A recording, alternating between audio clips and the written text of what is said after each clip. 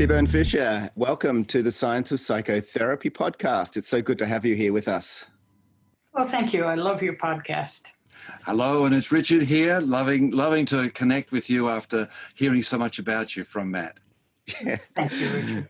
Now, I'm, as I was saying just before we started recording, I'm on my second time reading through Neurofeedback in the Treatment of Developmental Trauma, this amazing book that you've written.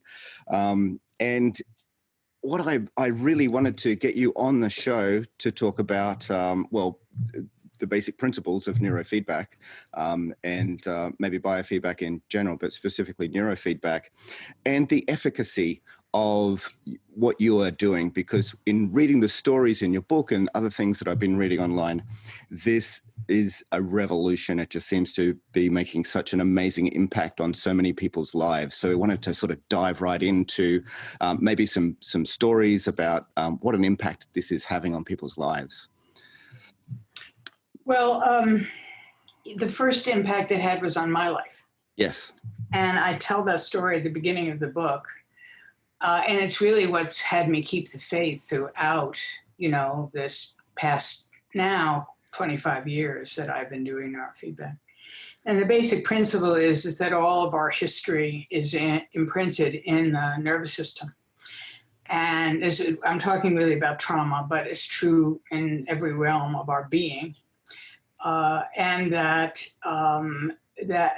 we can reach that code is primarily in frequencies, although we could get into a lot of discussion about that too, but we can reach whatever the code is through frequencies, let's put it that way.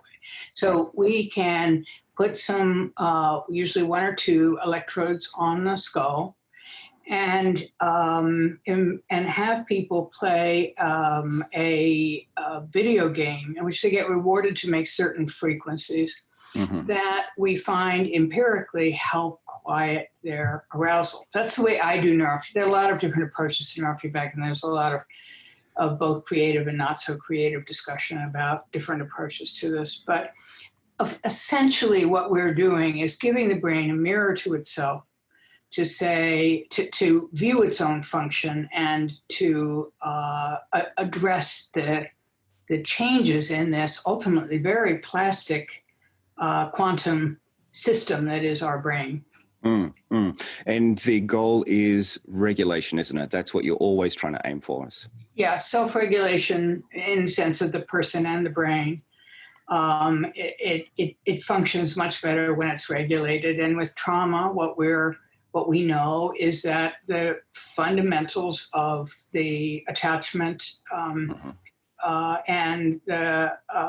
weren't met, so that the child did not have an experience of ever being regulated, or it was disrupted so severely.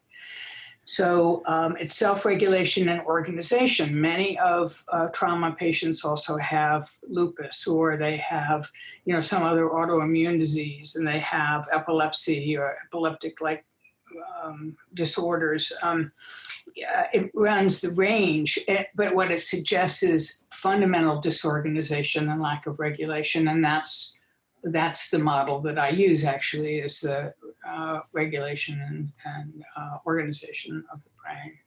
Okay. Some of the other words, terminologies that I sort of use would be things like integration, that regulation, that we have a fragmentation of, and so an unproductive or a disruptive or dysfunctional set of lack of connectivity.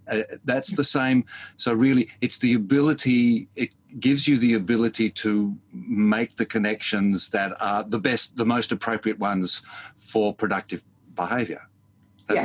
Yes. And I think that, neurofeedback is used for brain injury. It's used for peak performance. It's used, in my population, is trauma. And those three categories, used for epilepsy. All of those categories all suggest that, there's something fundamental underlying all of this, right? And that is the connectivity, what Tom Insel called the human connectome. Right. That the problem of mental illness is disruptions in the human connectome. And that he talks about that in a TED Talk in 2013, and that there's been so little progress in the field of mental health. In fact, we've lost ground. In the United States, we have 30% increase in suicide in the last 20 years. 30% increase in the metric of mental illness. Yeah. Yeah. Now, and that's in the time of all of these advanced therapies, right? Talk therapy, different approaches, different models, and drugs. Yeah. It clearly doesn't work. I mean, unless we don't use any evidence at all. So we have to, then we look at something that is appealing to the infrastructure of mind rather than talking to the mind itself. It is appealing to the brain that has an inherent desire, as it were, for its own regulation. That's what the brain does, is it regulates, right? This is such a fascinating thing. I in reading, and I've had a bit of experience myself with you mucking around with some neurofeedback systems. And when you try, you willfully try to make something happen, it doesn't happen. And like you say in the book, you just have to relax, and let your brain do the work. So you have to allow your brain to step into that innate, capacity to self-regulate. Sebern, can we just step back a second and just go back to some basics here? So Richard and I, we talk a lot about neural networks, the connectome, neurochemicals, these sort of things. We don't often talk about brain waves, the frequencies. And if you could just step us through a little bit about, especially when we talk about development, so the sort of brain wave activity that's happening from babies as we are growing up, and then how that relates to dysregulation if there's trauma. Well, that may be more than we know, right? But there are certain things we know.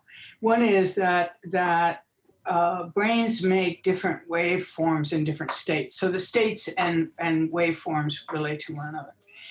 In development, babies are in very slow brainwaves. They are involved in connecting the brain out into its farthest exteriors, right? It needs these long, slow waveforms to begin to make the connectivity.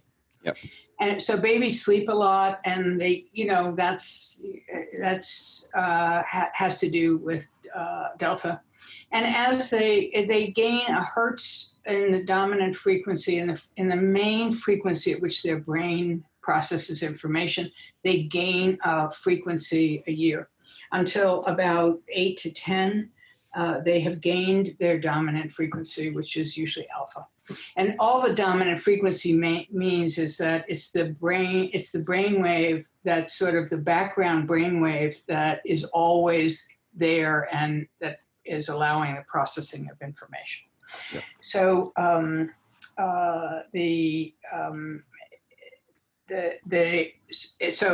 theta, so delta is sleep in adults. Theta is hypnagogic imagery, and that's 4 to 7 hertz. 1 to 4 hertz is delta. 4 to 7 hertz is theta. And theta can be a very creative space because you're not thinking. You're not. This is what people use drugs for, to get out of their head and into theta. Right. And alpha is a relaxed but focused state. Theta is not very focused. And then you go into SMR, sensory motor rhythm, which is a stabilizing rhythm. This is where Barry Sterman trained cats, then monkeys, then people to stabilize against epilepsy and severe epilepsy. Yep. And then 15 to 18 hertz is beta, and that's usually attention. It just means that I've got your attention. Hopefully we're both most of us are, at this moment, we are in beta for this conversation. So they all have different purposes, and we fluctuate in and out of them, and we're making all frequencies at the same time. And with neurofeedback, what we're doing is selecting a frequency to reward.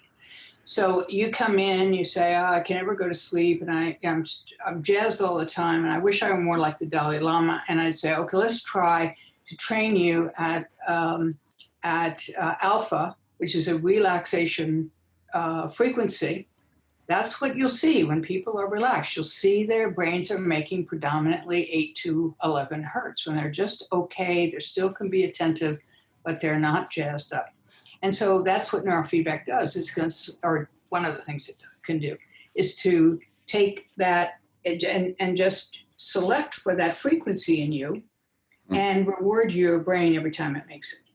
Right. And you start to feel more relaxed. It's just the way it goes. Yeah. Yeah. Now, you were saying that in trauma, so for babies that are primarily in delta and older children primarily in theta, that if trauma happens in those early stages, that you speculated that it would be encoded in that frequency. Yeah. And so when there's a return to that frequency, there's, I don't know, is it like an awakening then of what has been encoded? Yeah, it can be, yes, it can be an awakening. It can be the hope of doing neurofeedback and going into the deep state training, which is really what you're referring to, is that the person is already pretty physiologically stabilized from doing eyes open, non-deep state. He's just getting this regulation, getting this online. And then they can manage this deep state revelation of whatever the trauma is. And once that is known, it's much easier to process as long as they have already stabilized their nervous system. But the thing is, it's important to keep in mind, is that that's been the focus of a lot of trauma work. That's EMDR. That's a lot of trauma work is based on the idea that there is a signifier memory that is, or event that is throwing you for a loop, right? And that could be a car crash or a rape or something else that's awful that happens to you. But that's not childhood trauma. Childhood trauma is an attachment rupture and then terrible things happen to you as a result of that rupture. And it's not a single event, and it's not anything that's going to be solved through reclaiming memory. This has to be an entire organization of a nervous system. What I like to say is that the mother's gift, the parent's gift, but primarily the mother at the beginning, the mother's gift to the baby is good enough affect regulation. So good enough mothering gives you good enough affect regulation. Yeah. And good enough neurofeedback gives you good enough affect regulation. So so when you've missed out the first round, where it's been so important, and that we try to deal with that with drugs, but that's mainly to keep people from going to jail or into a hospital. It's not, no one really thinks psychiatric drugs make people better. I mean, no one's there anymore, right? They are a control mechanism. They may be necessary, but they don't teach the brain. The brain does not learn in the chemical domain. So we are really trying to find a way to give the brain feedback on what it does best, learn, and to learn about itself. Yeah. I just want to jump in, Matt. I know you got there, but because one of the things that I always look at is almost anything that's good for us as a species, we've been doing for a very long time. So it's evolved into being a natural frame. So now we're learning to deal with this in this way. And so just look at my note that, we've been doing this for a long time. And what might it have been over time that has enabled us to manage this necessary process of dealing with trauma? And of course, maybe you've totally answered it, is that we have done this through attachment. And so attachment has also been shown to be positive. I don't know whether it's asking too left of field, but the degree to which modern day attachment is actually one of the things that we struggle with, that over evolutionary history, we haven't so much. If you get my drift, that we've done something in the last few hundred years that has disrupted our ability to have this successful attachment. What do you think? Yeah, I think that's true. I think it was Bruce Perry talking about, that in ancestral times, unnamed, but at some point, and we were raised in villages, And there were so many points of contact with caretakers, right? And stimulation of attachment stimulation. You know, you could be out in the middle of the desert and there are not a lot of plastic toys, but there's people, right? And that's gotten perilously diluted, right? Even if there's not a trauma. You know, I imagine how would it show up clinically for a child whose mother has spent her entire time on a screen. Mm. So she's carrying the baby and she's on the screen. She's on the screen. Mm. It's not gonna, you know, it's not gonna show up in a clinical interview unless we begin to ask those questions and we begin to talk to young mothers about how important it is to stay off their screens. But you think of Edtronic's work, right, with the still face. Yeah. This is a face turned away. Yeah. And that's the premise of the book, that it's the unifying factor for every patient was that they had felt their mother turned away. Yeah. I mean, this is because Robin Dunbar's work, going back, looking at natural group size, and that one of the things perhaps that we've done is we've just exploded out the group size, and just what you're saying. Yeah. Right. And you know, I think that's 150 is the max. Yeah, 150, 180. Yeah. And an average freshman class at most high schools in the United States is going to have more than that. Yeah. Sebern, I'm wondering if we can bring this into some stories, maybe a case study. I know in the book you've got a number of case studies that you go through. I'm wondering if you have something that you could, in a nutshell, give us a bit of an idea of the effectiveness of what you're doing in neurofeedback. Well, I can give you a very dramatic story that's close to my heart. We were renting a cabin that we have here to a young couple, and she was the wife of that couple was a school aide, and there was a placement for a 4-year-old boy that the Department of Social Services was an emergency placement because he had attempted to burn down his foster home. He was 4 years old. He was considered the most disturbed boy in Massachusetts. He had made a credible threat to attempt on his sibling's life. He was essentially feral. He hadn't learned to toilet, and he had no language other than swear words. This was the boy that right before he turned 4 moved in next door. Right. Wow. So I recommend, and there were lovely, naive parents who had this lovely little bed set for him. And that night, and for several nights, this little boy crawled around the floor of their cabin when he would quote fall asleep, which would be about midnight. And he would crawl around and say, no. That's all that, right? All the time. He made sexual gestures. He bit. He was a feral, terrified child who would have never had a chance. Right. So they started doing neurofeedback probably within a 5 or 6 days, not with me, but with somebody else. And the first night, I mean, they're just trying to get him trained was to hold him still enough so that he didn't pull off electrodes, right? Right. They did that. And the first night, he slept 12 hours. Wow. That single moment was, he went from night terrors that wrecked the night for everybody to 10, 12 hours of sleep. And that continued for the rest of, forever. That single thing saved the placement. And then it's possible that this boy now can learn to inhabit a nervous system that asks to be held, which he did. When he was he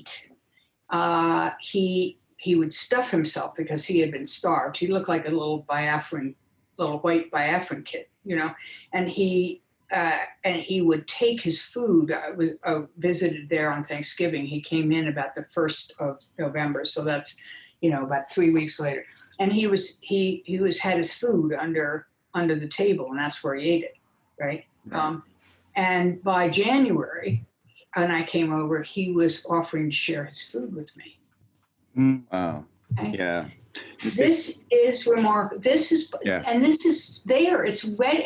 They use and the Department of Social Services here condones the use of antipsychotics in 2-year-olds. Right. So that their parents won't hurt them. Yeah, this bizarre thing that the behavior is reflecting. It's an emergent quality, which we talk about in systems, as different from, and we talked before about, linear processes where you think, that behavior, we have to change that behavior. And I was just wrote down when you're saying, that we look at these deeper states, but I love it. And I just reframed a nervous system that can. Yeah. As different from a nervous system that can't. And it's as simple as that in some situations, and certainly in this one. How beautiful. And in this case study, this reminds me again of what you were saying earlier about mothering. And I've got a quote here from when you were talking to our good friend, Dr. David Van Nuys, and you said, truly the gift of a good mother is affect regulation. That's what gets us through the full catastrophe of life, and that we have this affect regulation. And if we can't get it from our mother or our therapist, then you're saying what's on the horizon is tools like neurofeedback. It's right here. It's, it requires adoption. That's all. It's there. It's adequate. We'll learn a lot more as we go on. I've learned a lot in 25 years. I keep getting challenged. It keeps getting more interesting.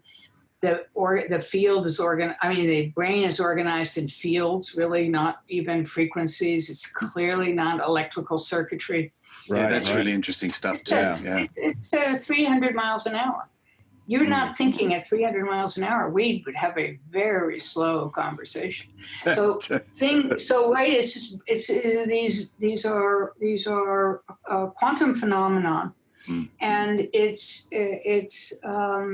but the way into it is a couple of electrodes are one on the head, and beep, beep, beep, beep, play the video game and get up and you feel better. And I would say in terms of efficacy, Matt, you asked me earlier, I would say that I've had very few out and out failures. I've had less progress than I wished in some people, but I would say that my efficacy with severe trauma, and we're really talking about that kind of child as an adult, who's practiced that, has gotten all the negative feedback and self-identity and everything, is probably about 90% of people significant benefit from doing neurofeedback. So the big question is something that is, it's simple to, obviously it's a complex thing to learn. You have to understand what's going on, and no doubt the equipment is sophisticated, but the therapeutic approach is simple.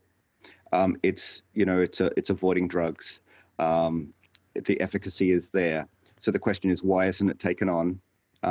Why hasn't it got traction as it probably should? Well, part of that is that people get out here. I'll talk about here. Okay. Therapists get out of the social work schools or the PhD programs or whatever, and they're now $100,000 in debt. Mm-hmm.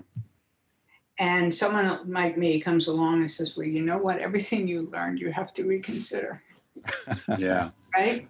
This is not the time. That's not the time. Right? So this needs to be introduced in the curriculums. Right. But the people who are in charge of the curriculums are not people who, by and large, have any idea about neurofeedback.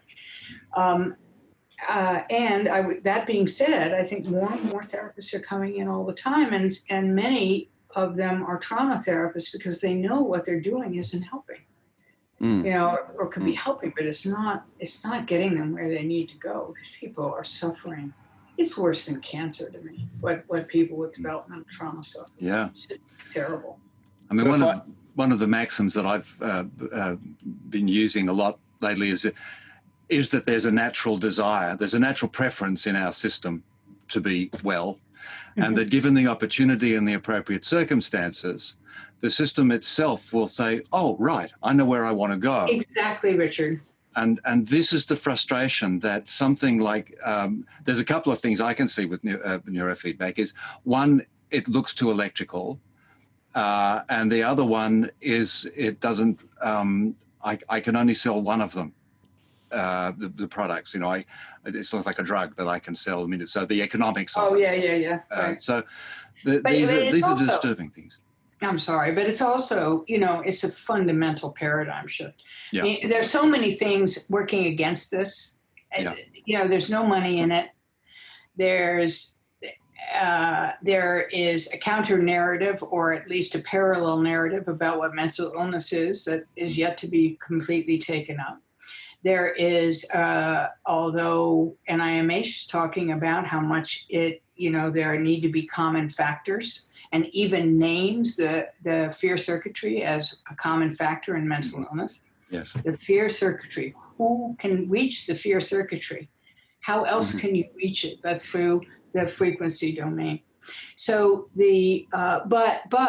they invite that research to come in, but then the people who are grading the research, or who are going to pass on, you're getting money for this. This happened to Bessel. It's happened to a number of people that I know who put in and gotten good reviews. But finally, it is, if this were so good, why hasn't it been studied already?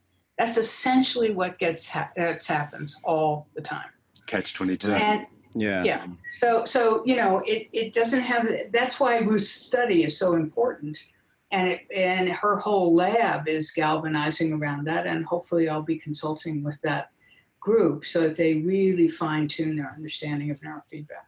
So it's coming. It's just been 25 years. It's like, okay, it's been longer than that. I've been doing this for 25 years. Now, we'll be pointing everybody to your book to get the nuts and bolts and the finer details.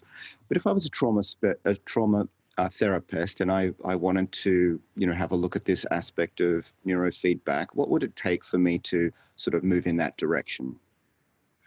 Well, COVID aside, all right, because COVID is throwing a monkey wrench in this, because it's usually a 4-day training to get you started. Mm-hmm. I would send everybody to Ed Hamlin, and the system that I use is called Eager. I think it's the best, but everybody thinks their system they're working with is the best. So, you know, I'm not making any expert claim. It's just the one that I like. It's the most clinical neurofeedback. It's been built around clinicians' input. Right. And Ed trains this arousal regulation model that we were talking about earlier. So it's a clinically attuned model, because that's how therapists think. Yeah. So that's where I would start, and then you just hire the best mentor you can. It has to be a mentor, not a supervisor, because there's nothing on site, to discuss cases, to understand principles, to help you start out. And then, you know, I think for most people within a year, for me, I wouldn't be in this field. I wouldn't be seeing patients. I see patients. I wouldn't be seeing patients if I didn't have neurofeedback. Right. Now, once I had that basic training and a mentor in terms of equipment, you say you use the EEG. Mm-hmm. What sort of costs then? So let's just talk about in American dollars. What are sort of costs to set up? Well, to get a system, I think is about between $7,000 and $8,000. Mm-hmm. And you know, I think where this should be actually is in school systems. That's a fairly minor cost in considering. And Beth Bessel actually has come to the same conclusion that we need neurofeedback in every school. Right. So and then it is whatever the training cost is, probably about $1,000, $900, something like that. And then you have a system, and you know, it doesn't. You have electrodes and paste. There aren't many consumables. They're not expensive. But then it is keeping up with a very dynamic field and staying trained. You know, I go to every conference I can make. Always learn something new. Yeah. Yeah. Well, that's a natural thing for everybody that we always recommend. The point of the Science of Psychotherapy name is the knowledge of, the knowing about. And you know, as you know, we've sort of been tasked with writing a new book, and it's just like we're writing something, saying, "Oh, I didn't know that. Oh, I didn't know that. Oh, I've got to write that." It's going to take us forever to write this book. Good. But it's interesting and fascinating and expansive.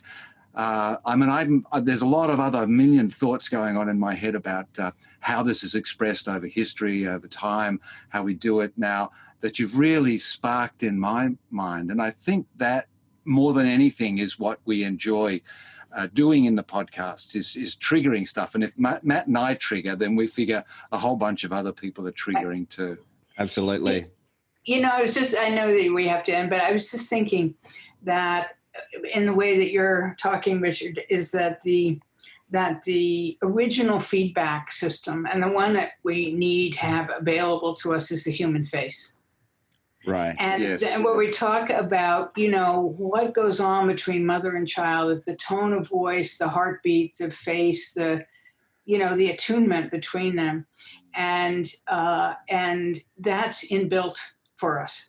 And we can appeal to that, even if there hasn't been an adequate mother or circumstances for mothering, which may be a better way to say it. You know, that the circumstances didn't allow mothering or fathering to take place in a way that could help the organization of the child and the self-regulation of the child. Yeah, yeah. So there's two beautiful things, Matt. We have, there's the natural mechanism there for us to access and utilize as best we can. But in the absence of it, we have this wonderful mechanism that come in and can sort of get you back to square one. And it could only happen with the development of the personal computer. Yeah. Right? So it couldn't have happened any sooner. Right. It happened almost as soon as it could happen. It happened, which is interesting in itself. Well, we needed it the most. Yeah. Systems. Yeah. Yeah. Okay. Well, we will be watching this space very closely because it's exciting. I know you've been in it for a lot of years, and you're frustrated that it hasn't taken hold. You know what? I would say it's a very good thing that you can train in neurofeedback when you're in the field of neurofeedback, because it is inherently frustrating not to have people listen to you. But I don't actually end up feeling very frustrated. I just feel, it's the truth of it, so we'll see.